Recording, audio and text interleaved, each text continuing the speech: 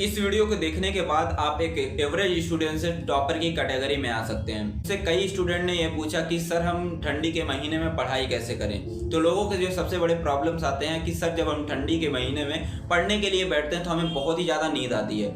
और दूसरा जो क्वेश्चन रहता है कि सर हमें इस टाइम कुछ याद नहीं होता।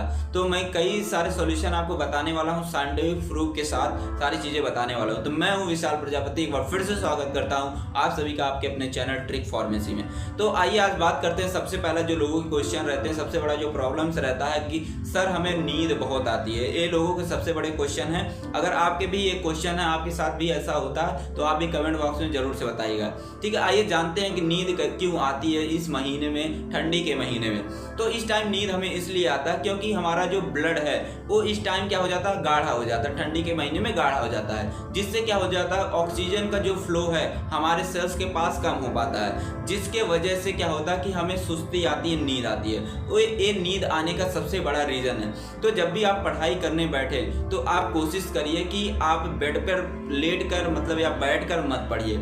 आपको पढ़ना है, अच्छे तरीके से पढ़ना। आप चाहते हैं कि नींद ना आए तो सबसे पहले क्या कर लेना है, आप अच्छी सी जैकेट पहन लीजिए जिससे आपको ठंडी कम लगे, और आपको सॉक्स भी पहन लेने, टोपी भी लगा लेने हैं। ये सारी चीज़ें कर लेनी है। और आपको क्या करना है कि जब भी पढ़ाई करना है तो आप टेबल और चेयर का उपयोग करें, चेयर पर बैठ के ही पढ़ाई करें। ठीक है, तो जिसके वजह से आपको नींद नहीं आएगी, और आप अगर सारी चीज़ें पहने हैं तो आपको ठंड भी नहीं लगेगी। तो आपकी पढ़ाई भी हो जाएगी और आपको ठंड भी नहीं लगेगी। दूसरा है कि आप किस तरीके से आपको नींद नहीं आएगी, जब भी आप कोई भी चीज़ें पढ़ें तो आप अपने स्टैंडर्ड नोट जो आपका फेयर रहता है उसको क्या करिए, बगल में रखिए, और जो आप एक रफ लेकर ही बैठिए।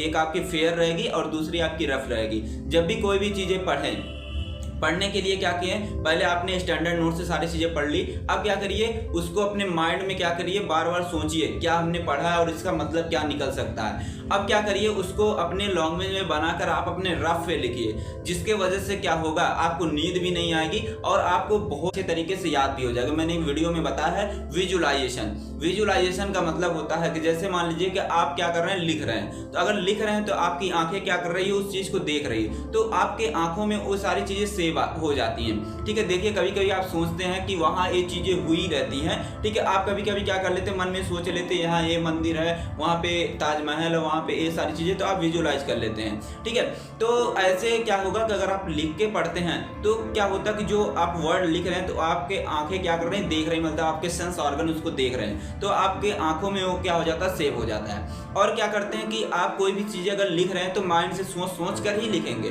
तो सोच सोच के लिखेंगे मतलब कि माइंड में भी आपके वो सारी चीज़ें, मान लीजिए कि 10% माइंड ने उसको क्या किया, अपने अंदर सेव किया, अपने मेमोरी के अंदर सेव किया, और आंखों ने भी कुछ चीज़ों को विजुअलाइज किया, मतलब अपने अंदर क्या किया, सेव किया।